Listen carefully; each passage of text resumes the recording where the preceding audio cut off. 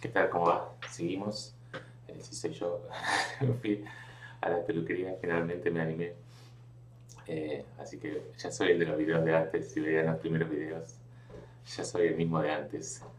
Bueno, empezamos con la parte, la clase 6. Vamos a ver algunas cositas. Esto máximo una función que había quedado un poco pendiente de las cosas que vimos. Cómo aproximar el máximo una función en Python.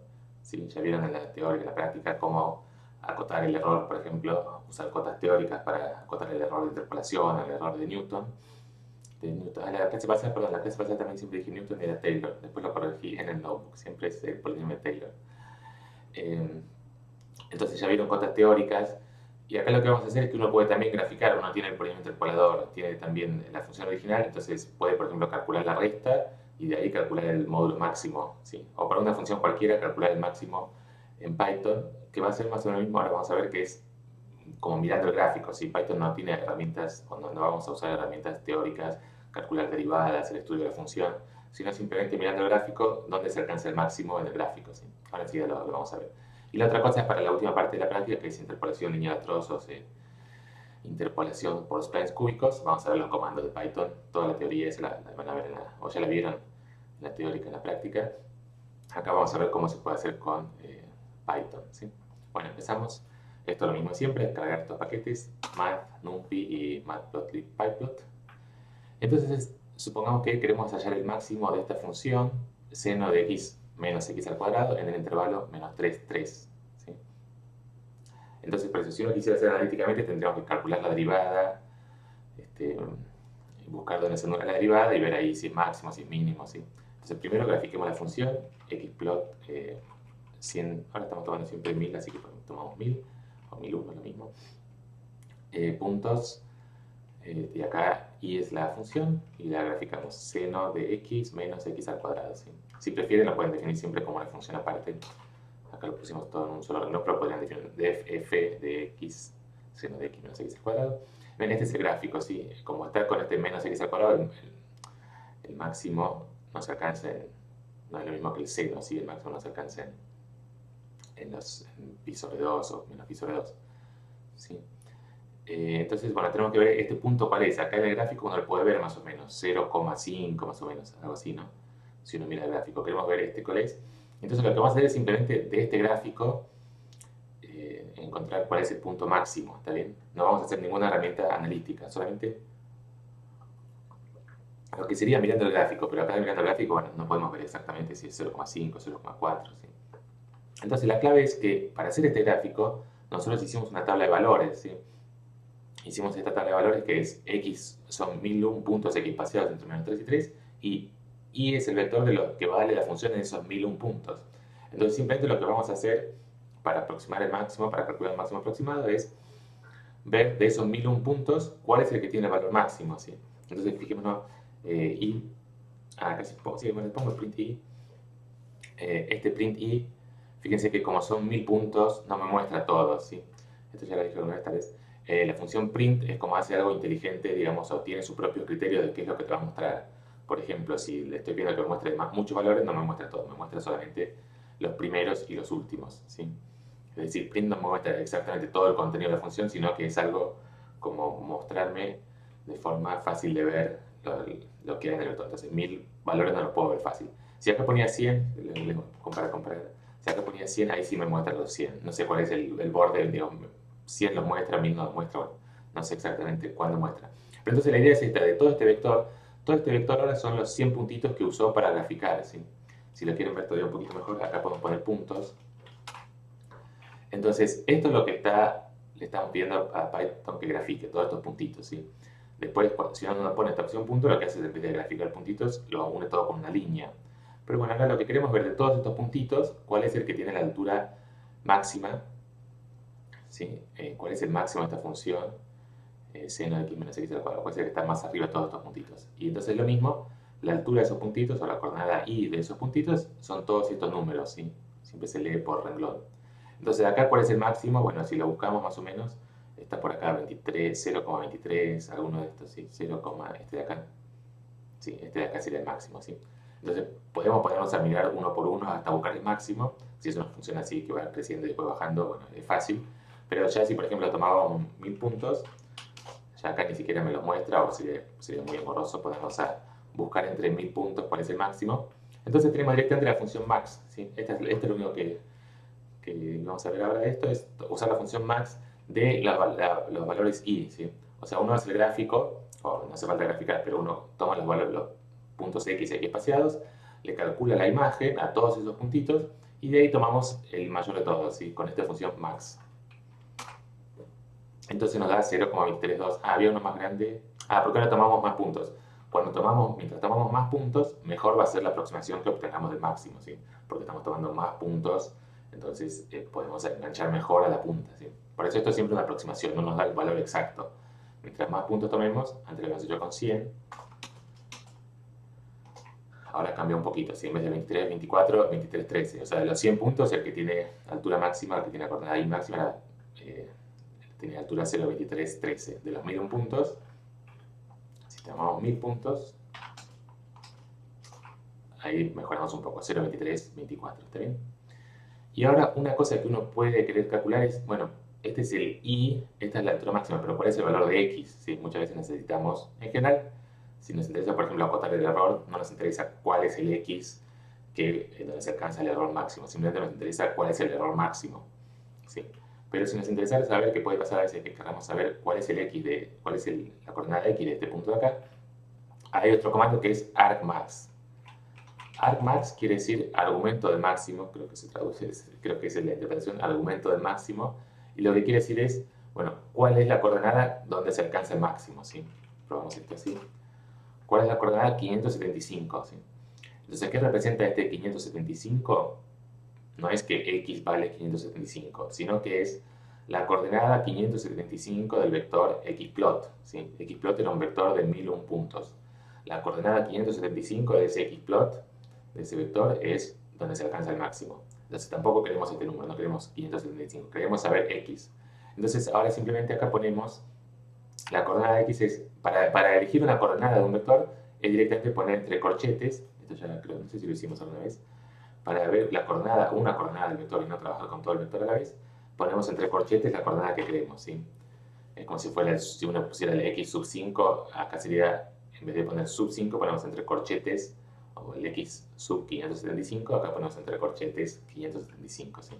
Y lo mismo para el y.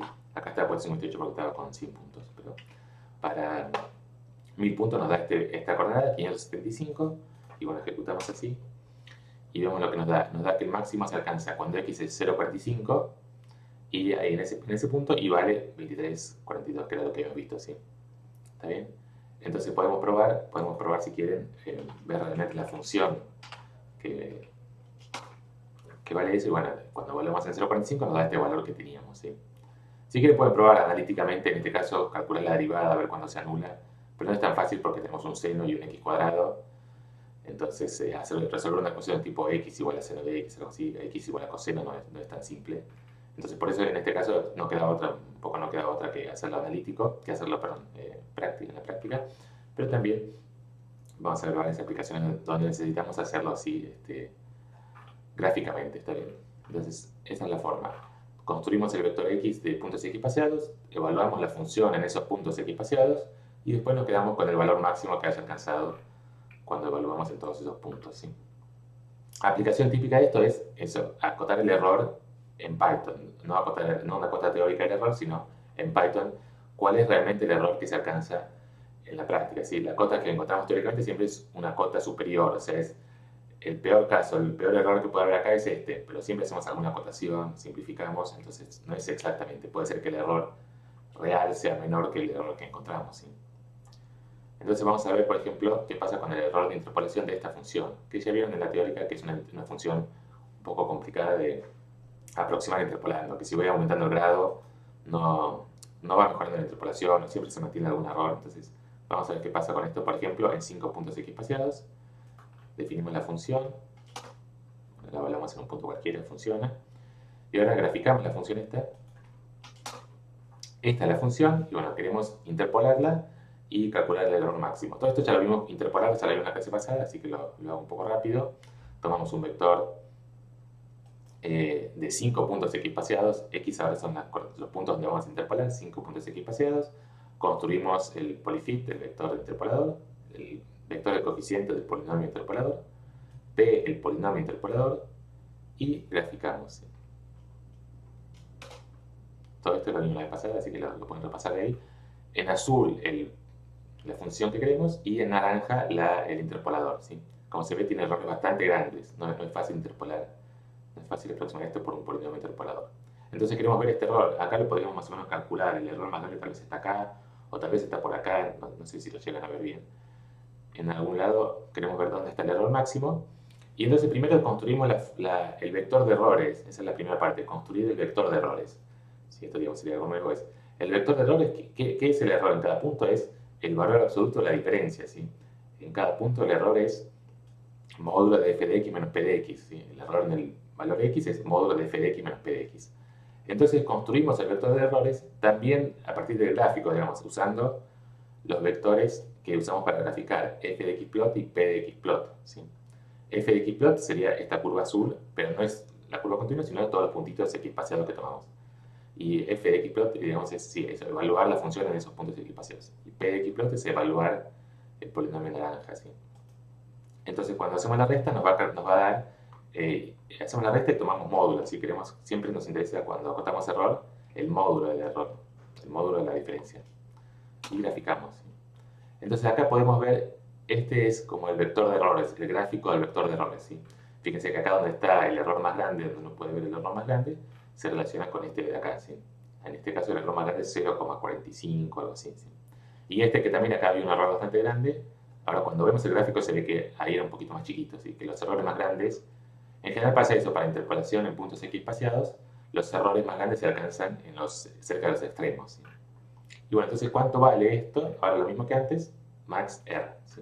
Acá ya definimos R como el vector de errores, o sea, ya lo asignamos. Todo esto que calculamos, que es esto que acabamos de graficar, está asignado en este vector que lo llamamos R. Podemos ponerle obviamente el nombre que queramos. Le pusimos R. Entonces, ¿cuál es el error máximo? 0,4383. ¿Sí? Lo que vemos acá, la altura de este punto es 0,4383. ¿Sí? Acuérdense esto es la diferencia. Acá tenemos que tomar módulo porque nos interesa acotar el módulo máximo del error. ¿Sí? No, podríamos a veces interesarnos sin el módulo, pero en general para el error nos quiere saber que el módulo del error sea chiquito. ¿Sí? Entonces nos interesa esto. Acá en este no habíamos usado módulo al principio porque era una función que nos interesaba calcular el máximo de la función, no era el error, no queríamos acotar el módulo, simplemente de esta función, cuál es el máximo, o dónde se alcanza el máximo. ¿Sí? Son dos aplicaciones distintas. Para el error siempre nos interesa el módulo, entonces la función que vamos a estudiar es el módulo de la diferencia entre f y p. Esto es lo que nos dio para puntos equipaseados. Y comparemos con Chebyshev, ya vimos que en general las cotas del error para Chebyshev son mejores, y vamos a ver que en la realidad también, ¿sí? O sea, podría ser que la cota sea mejor, pero que en la práctica en algunos casos funcione peor. Pero vamos a ver que es lo mismo. Todo esto está de la clase pasada. Construimos los 5 puntos de Chebyshev. Son estos 5 puntos de acá. Está copiado de la clase pasada. Y interpolamos en esos puntos. ¿Sí? Todo esto es lo mismo. Entonces vemos que ya se ve un poquito mejor los errores. ¿Sí? Son más chicos los errores. Acá ahora queda un poco más grande, así que hay que ver.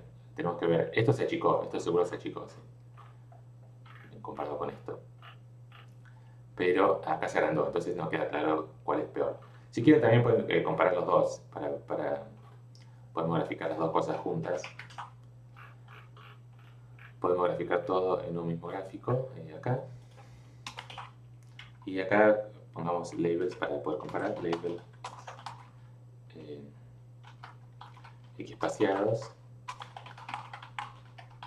Y este le ponemos label Chebyshev.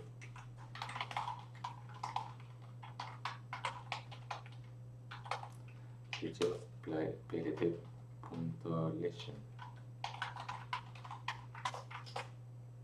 Bien. Entonces ahí lo que vemos, ¿ven? El naranja es el de puntos equipaseados, se comporta peor, los errores son más grandes. Acá acá en este lado son un poquito más grandes, así que bueno, no queda claro. Pero sí parece, así a priori mirando abajo, parece mejor el error, ¿sí? El verde aproxima mejor que el naranja. Los dos son bastante malos, pero por lo menos el verde es un poquito mejor. Y entonces calculamos el error de Chebyshev, ¿sí? El error de Chebyshev. Lo mismo que antes. Primero lo graficamos, calculamos R2, el valor absoluto de la diferencia, graficamos, tenemos esta función de error, y ahora el módulo máximo se alcanza en las puntas, se alcanza en el medio, ¿sí? Es lo que decíamos. Interpolación de puntos equipaciados, en general el error está en los extremos, el error máximo se alcanza cerca de los extremos. Y en Chebyshev, como estoy tomando más puntos en los extremos, el error en general más grande se alcanza cerca del medio, ¿sí? Pero es un poquito mejor, 0,40 para Chebyshev y 0,43 para puntos equipaciados, ¿sí? Entonces lo que tenemos en la teoría que los errores de Chebyshev son mejores, que los errores son más chicos que los errores de equipaciados, acá también lo verificamos, ¿sí? Pueden aumentar la cantidad de puntos, acá por lo que hicimos, si quieren poner, no está hecho, pero lo podemos hacer, probar con 10 puntos, probar con 15 puntos, aumentan la cantidad de n y pueden verificar, acá también poner otro n, verificar que siempre va a pasar más o menos lo mismo, los errores de Chebyshev son más chicos que los errores de equipaciados, ¿sí? Bueno, y ahora lo último que vemos es interpolación lineal a trozos y splines cúbicos, que es la última parte de la práctica. Esto, digamos, acá es donde ya splines cúbicos es como que ya se vuelve muy tedioso hacerlo a mano. En general, para las otras cosas, interpolación, Newton, Taylor, uno puede hacer, bueno, si tengo que hacer n igual a 3, n igual a 4, lo puedo hacer a mano, y después ya para n más grandes es medio complicado, hay que hacerlo en la compu. Acá, splines cúbicos es como que ya el caso más básico, que sería tomar 3 puntos, requiere, splines cúbicos es interpolar por polinomios cúbicos a trozos, ¿sí? Un spline cúbico para los primeros 2 puntos, un spline para los siguientes, un polinomio de grado 3 para los primeros 2 puntos, un polinomio de grado 3 para los siguientes. Son 4 coeficientes para cada uno, entonces con 3 puntos ya nos quedan 8 incógnitas que hay que calcular. Entonces enseguida se vuelve muy grande para hacer a mano. O sea, lo mínimo es 8 incógnitas. Si ponemos más puntos, que lo común para los splines cúbicos es para 10 puntos, 20 puntos, 100 puntos, bueno, ya es totalmente inmanejable a mano. Entonces, spline cúbicos es como la primera cosa donde casi sí o sí hay que hacerlo en la compu. Ahora, sumo pueden plantear, si son 3 puntos, pueden plantear el sistema a mano y después resolver el sistema en la computadora. Pero ahora vamos a hacer todo acá directamente en Python. Para esta función vamos a comparar el interpolador lineal a trozos con el interpolador de spline cúbicos. Y acá usamos un paquete nuevo ahora. Este comando que vamos a usar para spline cúbicos está en SciPy o CP. ¿Sí? Es paquete de Python para hacer ciencia, ¿sí? Scientific Python. ¿Está bien? Entonces de acá importamos este paquete interpolate, que es todos los comandos de interpolación. ¿Está bien? Definimos la función, es la misma de antes, tomamos un n igual a 5, tomamos ahora 5 puntos equipaciados, el vector i es la que vale la función en esos 5 puntos equipaciados, y ahora calculamos el interpolador en esos 5 puntos equipaciados. El interpolador, este comando interp1d, es lo que vamos a usar para interpolación, tiene varias opciones que le podemos dar. Si no le ponemos nada, es interpolación lineal a trozos, ¿sí? Interpolación lineal a trozos, ya lo vieron, pero ¿qué es lo que es? Ahora lo vamos a graficar. Calculamos este polinomio que es el interpolador lineal a trozos. Esta función no va a ser un polinomio, es un polinomio partido, ¿sí? A trozos quiere decir eso, que en cada pedacito estamos usando un polinomio, pero como son distintos polinomios, P no va a ser exactamente un polinomio, va a ser un polinomio a trozos. Bueno, graficamos esto así entendemos primero qué es lo que estamos haciendo. Por lo que no. Y acá está lo que nos calculó, ¿sí? Acá tomamos 100 o si quieren 1000 puntos equipaciados. Y en azul vemos la función y en naranja vemos el interpolador que acabamos de construir, ¿sí? Entonces, interp1d nos da una función que es simplemente el pedazo de recta, ¿sí? Lineal a trozos quiere decir, en cada pedazo de interpolación tomamos una recta. Y tomamos 5 puntos, entonces los puntos son menos 1, menos 0,5, 0, 0,5, 1. Y lo que hace es ir uniendo el valor que toma el punto en 1, lo une con el valor de la función en 0,5, o sea, trazamos una recta, un segmento. Después de 0,5 a 0 trazamos otro segmento, después otro segmento y otro segmento, ¿sí? Gráficamente, digamos, es muy fácil hacer interpolador lineal a trozos. Si tenemos el gráfico de la función, lo vamos uniendo con segmentos en los puntos donde queremos interpolar. Y bueno, esto lo hace todo automático. Es como que la gran ventaja de esto es que nos construye una función que después la podemos evaluar en cualquier punto, ¿sí? Porque esto hacerlo a mano sería más o menos simple también, definir las rectas en cada intervalo, construirse la recta es muy simple. Sí, pero lo bueno de este interp 1D es que ya nos une todo. Esta función p ya no es un polinomio, sino que es una función que la podemos evaluar en cualquier punto y nos da lo que vale esta función naranja. Fíjense que acá estamos graficando esta función p, que no es un polinomio, sino un polinomio en una función lineal a trozos. ¿Está bien? Eso es lo que tenemos. Entonces, este p, lo que decía, este p lo podemos evaluar en cualquier punto. Por ejemplo, voy a poner una regla de abajo. P0, ¿cuánto vale? 1, ¿sí? Que es lo que vale la función está en 1. Pero lo puedo evaluar en cualquier punto, aunque no sean los puntos de donde estamos interpolando. P de 0,1, 0,82, ¿sí? Para algún punto acá 0,1 vale 0,8275. ¿Está bien? Entonces acá construimos la función de interpolación lineal a trozos, que es todo con segmentos, ir haciendo con segmentos. Acá en estos casos, en esta función, que es muy difícil de interpolar con polinomios de grado alto, estas técnicas son mejores, ¿sí? Acá ya vemos que esto, que parece muy bruto, tomar simplemente segmentos, en este caso funciona mejor para la interpolación que lo que habíamos hecho antes, ¿sí? Todas estas cosas que bajan, suben, no están buenas. Entonces, en general, este tipo de interpolación a trozos es mejor, digamos, separar en varios segmentos e interpolar en cada segmento por separado con alguna función de grado bajo, que tomar un polinomio de grado alto. Típicamente, interpolación de grado alto no se usa en la práctica, no tiene mucha aplicación tomar un polinomio de grado 10, de grado 15, porque es muy caótico lo que pasa. Como tengo una potencia muy grande, x a la 15, para algunos valores va a dar valores muy grandes, para otros valores muy chicos, entonces es muy caótico. Esto, como mucho más simple, tenemos menos posibilidad de error. ¿Sí? No puede, este lineal a trozos va a seguir a la función, no puede tomar un salto inesperado. Acá este comportamiento es como que es un poco inaceptable, digamos, cuando uno está haciendo esto, queremos aproximar, no tiene sentido que de acá a acá, esto viene de acá a acá, y en vez de ir subiendo, la función empiece bajando, ¿sí? Es como medio absurdo. Entonces, en este caso, no tiene sentido interpolar con polinomio de grado alto, ¿sí? Y en general pasa eso, como la interpolación de grado alto produce, en muchos casos produce estos errores, no tiene mucho sentido. Incluso también numéricamente no es bueno tener una potencia muy grande de x, porque si tengo x a la 15 y después lo quiero evaluar en 4, en 5 ya no se empiezan a dar números muy grandes, empieza a dar errores grandes, ¿sí? Entonces, en general es mucho más simple y numéricamente mucho más confiable tomar dividir en varios pedazos y interpolar en cada pedazo por un polinomio de grado bajo. Esto en este caso, lineal a trozos, es polinomio de grado 1, lo más bajo posible, ¿sí? Porque ya constante sería demasiado. El grado 0 sería demasiado más, ¿sí? Pero acá en el grado 1 se ve bastante bien, ¿sí? Incluso si tomamos más puntos, se va a ver casi perfecto. Si tomamos, por ejemplo, 1000 puntos, coincide exactamente, ¿sí? Porque justamente lo que hace, en verdad, cuando graficamos, es también lo mismo. Va uniendo con segmentos los puntitos, pero tomamos muchos puntos, entonces queda suave, ¿sí? Pero ven acá, con 1000 puntos, la función lineal a trozos se interpola perfecto a la función. Simplemente acá, porque además estamos graficando lo mismo, estamos haciendo como 2 veces lo mismo. Pero se ve que queda una función suave, que se aproxima a la función, ¿sí? Entonces, esto es mucho mejor. Tomar un polinomio de grado 1000 sería un desastre. Pueden probarlo, no lo voy a probar. Pero si hacen un polinomio de grado 1000 interpolador, sería muy malo. Acá con esto, ya con 1000, ya da perfecto. ¿Sí? Si ponen 10, por ejemplo, tiene acá este pequeño error, esta curva no le puede agarrar. Pero ya con 11, por ejemplo, seguramente va a ser muy buena la interpolación. ¿Sí? Con 11, ya los errores que tenemos son muy chiquitos. ¿Sí? Bueno, eso para interpolación lineal a trozos. Y la siguiente parte es interpolación con splines cúbicos. Y tenemos dos opciones. Una es usar el mismo comando, interp1d, ¿sí? Es el mismo comando que habíamos usado acá, pero agregando la opción kind igual cubic, ¿sí? Entonces, interp1d es siempre para interpolación a trozos, pero tiene distintas opciones, lineal, cúbico, splines cúbicos, ¿sí? Entonces probamos con esto, qué es lo que hace, y ahora lo tratamos de interpretar. Graficamos.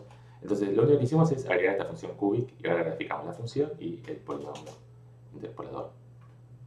Y si se fijan acá, ya nos quedó casi perfecto. ¿Cuántos puntos habíamos tomado? Habíamos tomado acá 11 puntos. Probemos a empezar con 5, a ver qué es lo que pasa. Con 5 no da tan bien. Este es el spline cúbico. Entonces repasemos primero qué era lo que es spline cúbicos.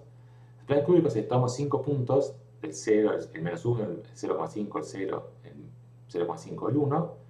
Y en cada uno de esos segmentos, de esos 5 segmentos, o 4 segmentos, perdón, tomo un polinomio cúbico, ¿sí? Tomo un polinomio cúbico acá, otro polinomio cúbico acá, otro polinomio acá y otro acá. Pero si miramos el gráfico, nos damos cuenta que son varias funciones, ¿sí? Parece una sola función suave, parece un solo polinomio, no parece 4 polinomios pegados. Como habíamos hecho la otra vez con rectas, con segmentos queda todo así como puntiagudo, digamos, no derivable. Pero spline cúbico justamente la clave es que toma polinomios cúbicos, pero haciendo que la primera derivada y la segunda derivada en cada uno de los puntos de interpolación coincidan con las derivadas del siguiente, ¿sí? Entonces el efecto es que queda una función suave, ¿sí? Si la derivada y la segunda derivada coinciden, quiere decir que coincide el crecimiento y coincide la concavidad. Entonces, el efecto es que vemos una función suave, ¿sí? Esa es la aplicación principal de splines cúbicos, es tener una buena aproximación de la función original y a la vez que se vea una función suave. Esto se usa, por ejemplo, muchísimo en computación gráfica, cualquiera de estos jueguitos que usan imágenes tridimensionales. Uno tiene, solamente ya vieron estas imágenes, uno tiene primero una malla con puntos que son como especie de planos, y después para que quede suave uno lo conecta, en vez de usar planos, uno usa este tipo de cosas, de planos cúbicos, para suavizar, ¿sí? Visualmente se ve mucho mejor que sea algo suave que sea todo recortado con planos o líneas rectas, ¿sí? Acá quedó mal porque con 5 puntos no es suficiente para hacer una buena interpolación con splines cúbicos. Pero fíjense, igual que el error es más chico, ¿sí? Acá parece parecido al anterior, pero si lo miran el error es 0,2, ¿sí? O sea que igual ya digo mejor que antes, ¿sí? Que usar un solo spline cúbico, que usar un solo interpolador de grado 3. ¿Sí? Bueno, esta función, así como la ponemos con interp1D, no tiene opciones, no hay opción de ponerle, si lo vieron ya en la teórica, en la práctica, cuando uno interpola con splines cúbicos, quedan dos parámetros libres, uno tiene una cantidad de ecuaciones, pero siempre quedan como dos incógnitas más que la cantidad de ecuaciones, si uno iguala solamente las derivadas en los puntos intermedios. Entonces uno puede agregar otras condiciones extra, por ejemplo, que la primera derivada sea 0, o que la segunda derivada en los extremos, que la primera derivada en los extremos sea 0, o que la segunda derivada sea 0, o algunas otras condiciones, que sea periódico. Hay distintas condiciones que uno tiene que agregar. Es como que tenemos dos condiciones extra que podemos pedir lo que queramos, y hay distintas opciones. Este kind igual cubic no nos da opción, y la opción que usa, este kind cubic no nos da opción, la opción que usa por defecto es una opción que se llama not, que es algo que no vimos nosotros en la materia, que es para el primer y el último spline cúbico usar también el punto siguiente, ¿sí? Como que el primero y el segundo pasan también por el punto siguiente. Entonces, de esa forma se agrega una condición extra. No se preocupen, es otro tipo de condiciones que no vimos, pero lo que hace no impone ninguna condición sobre la derivada o la segunda derivada, simplemente usa un puntito más para el primero y el último spline, ¿sí? Entonces, ese es el efecto. Y si uno quiere elegir qué tipo de interpolación usar, tenemos este otro comando, cubic spline. Cubic spline es lo mismo que interp1D, con kind igual cubic, pero nos deja elegir otras opciones. Si le ponemos así, vamos a ver que es exactamente igual, ¿sí? Cubic spline o este comando interp1D kind igual cubic es exactamente lo mismo, ¿sí? Nos hace el mismo gráfico que antes. Pero como les decía, nos permite usar otras opciones. Por ejemplo, vimos que una opción común es pedir que la derivada en los extremos, en el punto inicial de menos 1 y en 1 en este caso, sea 0. Eso se hace con esta opción, bc-type clamp, ¿sí? Entonces la opción de qué condición extra le voy a pedir para las dos ecuaciones que me faltan, la puedo poner con bc-type. Todo esto siempre pueden buscar el help. Si buscan SciPy, cubic spline, van a encontrar el help en internet, la ayuda, y le va a decir exactamente qué es cada uno de estos, para que no se tengan que acordar de memoria, siempre lo pueden buscar. Probamos con este a ver qué pasa. Entonces fíjense cómo cambió. Esto venía acá para abajo y después subía, y acá empieza con derivada 0, ¿sí? Esa es la clave. Derivada 0, estamos fijando que en los extremos la derivada tiene que sí o sí ser 0 de la curva naranja. Eso no es algo que siempre se tiene que cumplir, porque la derivada va a ser 0. Entonces es un poco artificial esa condición, pero hay muchos casos donde queremos que valga 0. El típico caso es que tenemos una soga atada en los extremos. Por ejemplo, tenemos una soga y la soga cae, o tenemos dos puntos acá, sujetamos una soga y la soga cae libremente. Entonces, Si esto está agarrado así, bueno, la derivada va a ser 0 ¿sí? en los extremos y después empieza a caer. ¿Sí? No sé, depende del tipo de problema. En algunos casos es natural pedir que la derivada sea 0. ¿Está bien? Acá mejoró un poco, pero bueno, este es por este caso. No es que siempre va a ser mejor la derivada 0 que esta opción not de not. Acá justamente lo que se cumple esto porque la función que estamos considerando no tiene derivada 0 en los extremos, pero tiene derivada muy chica. Entonces se parece, le estamos sacando una condición que justo coincide con la función original. ¿Sí? Pero no tiene por qué pasar. La otra opción que vimos es derivada segunda igual a 0. Derivada segunda igual a 0 en los extremos, también lo podemos hacer. Probamos.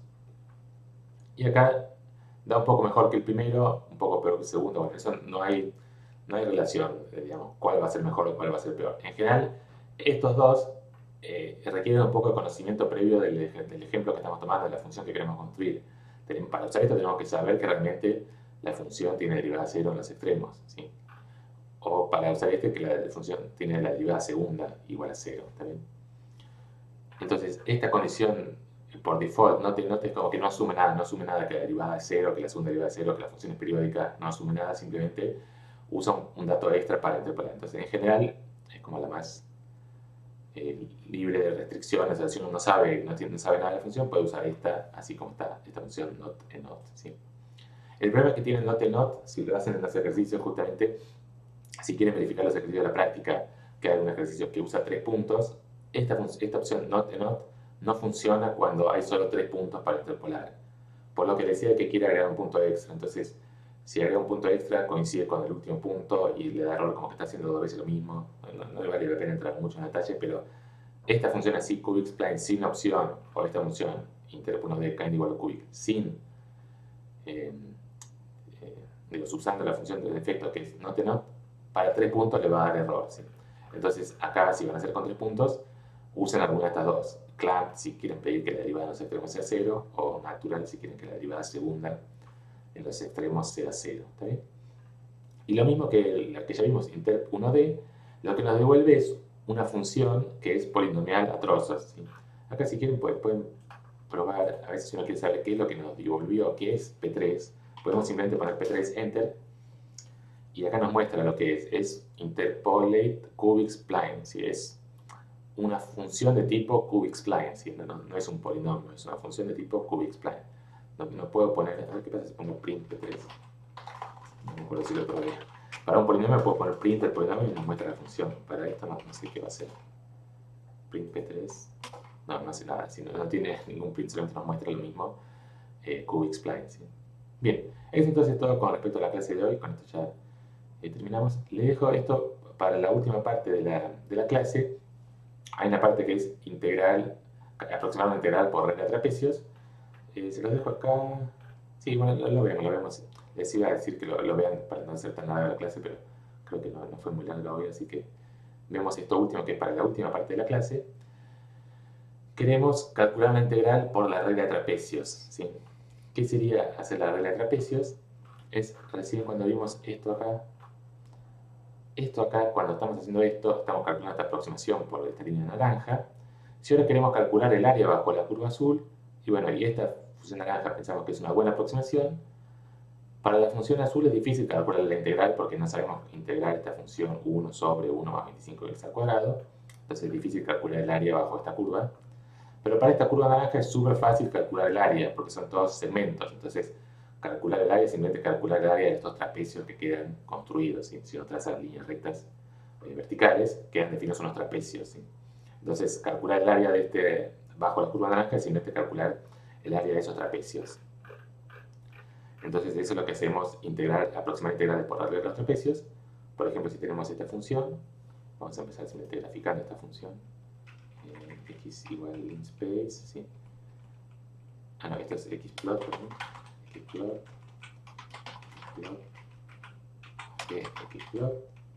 Empezamos graficando esto, después seguimos. Esta es la función que le queremos calcular el área, ¿sí? Es la función 4 menos x al cuadrado.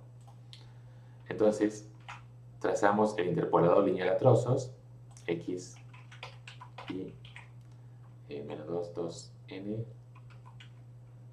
Sí, interpolamos en la misma cantidad de puntos, 150, perdón, así.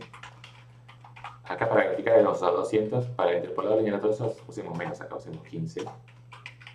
N, acá nos dice 15 puntos X espaciados, así que usamos 15 puntos, G de X, y interpolamos en esos 15 puntos. Acá X peor, G de X peor. ¿Sí? Entonces construimos primero graficando la función y ahora construimos el interpolador lineal a trozos de 15 puntos X espaciados y lo graficamos. Acá si lo ven es casi perfecto, coincide casi perfecto la línea naranja con la línea azul. Si poníamos menos, veíamos que la diferencia, ¿no? Pero pongamos 15 puntos. Y bueno, ahora ¿cómo calculamos el área bajo la curva naranja? Tenemos esta regla de trapecio, ¿sí? La integral entre a y b de la función f la aproximamos por este término que está acá, todo esto que está acá, es el área bajo cada uno de esos segmentos, ¿sí?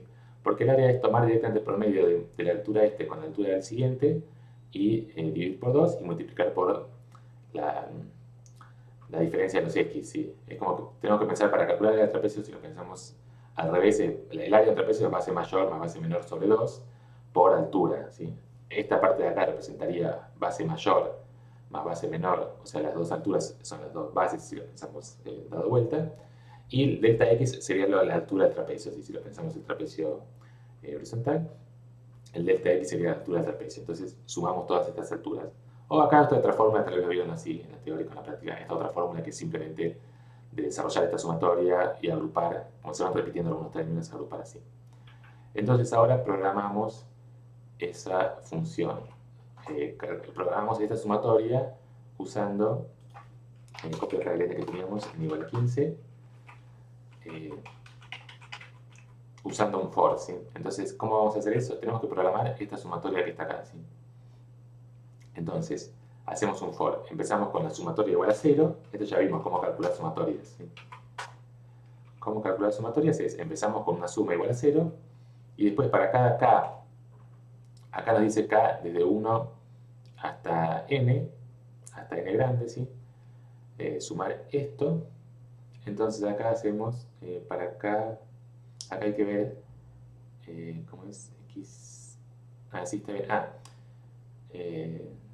X, sí está bien, para acá, desde k igual a 1 hasta n, hacemos esto, el n grande, que es nuestro n, como estamos tomando 15 puntos X espaciados, nuestro n grande es 15, a ver, perdón, me entró la duda, siempre está la duda si tengo que poner 15 o 14, como es acá,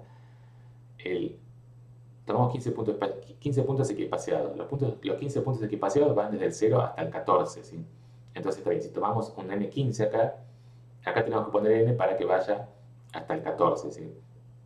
Es como que este n en verdad representa un punto más. O sea, fíjense que acá tenemos desde 0 hasta xn, ¿sí? Desde x0 hasta xn. Como estamos tomando 15 puntos, tenemos desde x0 hasta x14. Entonces, este n grande sería 14, ¿sí? Entonces, pero acá como lo estamos poniendo con el 15, bueno, vamos hasta 14, que es cuando ponemos un range hasta 15, en verdad va hasta 14, ¿sí? Perdón, quedó cualquier cosa lo que les dije, pero está bien así. Y acá ponemos esto x. Entonces, f de xk es, en este caso la llamamos g, la función la llamamos g, porque ya tenemos una f, es g de xk menos 1 más g de xk sobre 2 multiplicado por el delta x. El delta x es xk menos 1, ¿sí? Así que todo esto que está acá es exactamente esto que está acá dentro de la sumatoria. Y sumamos esto para acá desde 1, en este caso para acá desde 1 hasta 14, ¿sí? Nuestro n grande, en este caso es 14. Y ahora probamos. Entonces primero probamos cuánto nos da nuestra aproximación. 10,61, ¿sí? Toda esta sumatoria nos dio 10,61. Y el valor correcto lo podemos calcular, si lo quieren calcular a mano, la función esta 4 menos x al cuadrado la pueden integrar, da 4x menos x al cubo sobre 2, la evaluamos en los extremos y nos da este valor, ¿sí? Entonces obtuvimos esta aproximación, 10,61, y el valor correcto era 10,76, ¿sí? Mientras más puntos tomemos y la aproximación sea mejor, la diferencia va a ser más chica, ¿sí? Si tomamos 150 puntos, ya coinciden los 5 primeros dígitos representativos, coinciden, ¿sí? Mientras más puntos tomemos, va a ser mejor. Acá es súper rápido, así que pueden agregar fácil varios puntos. Una sumatoria de 1500 términos para la computadora es algo rápido. Recién cuando empiece a ver 1.000.000 por ahí recién puede ser que sea un poco lento. pero hasta por ejemplo 150.000 puntos podemos hacerlo perfecto, ¿sí? ¿Está bien? Entonces eso, la última parte es esto, interpolación, calcular la integral por red de trapecios.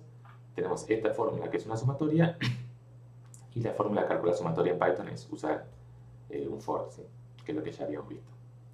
Bueno, con eso terminamos, les queda esto como ejercicio, es decir, una función como se pide en la práctica. En la práctica pide justamente, a ver, la abrimos la práctica, no tengo acá. Campus.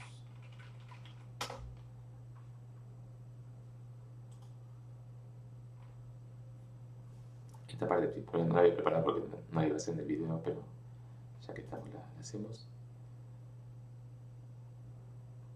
Y guía prácticas, práctica 1.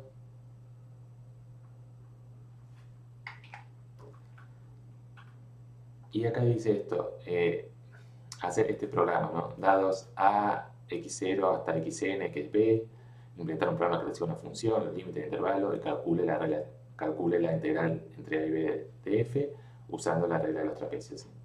Entonces acá recién lo hicimos para un ejemplo concreto, nos pusimos una función que recibe otra función, el a y el b, lo hicimos para un ejemplo concreto.